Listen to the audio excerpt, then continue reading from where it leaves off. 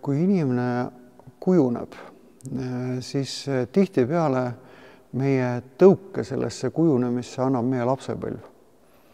Ja me kasvame isiksuseks ja seda isiksust nüüd tegelikult kujundab meie ümbruskond. Meie vanemad, meie kool, kus me käime, hiljem need otsused, mis me teeme, siis mida me tahame elus teha, mis on meie ametist tulenevalt. Ja sealt tulevad tegelikult ju ka need rollid, need isiksuse rollid. Vaimulik rollina hõlmab inimest tervikuna, ehk siis on hästi oluline, et me käsitleme ka inimest tervikuna.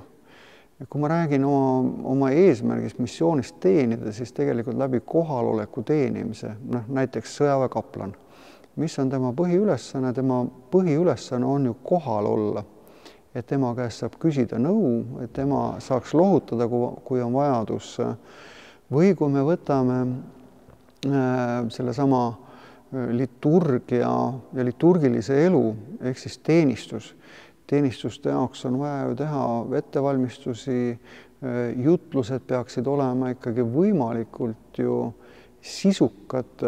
See tähendab jälle isiksuse mõttes hoopis teiselaadilist mõtlemist või siin oli juttu terves kehas võiks olla ju terve vaim, ehk siis terve vaim ju tagab selle sama tervisliku keha, terve keha.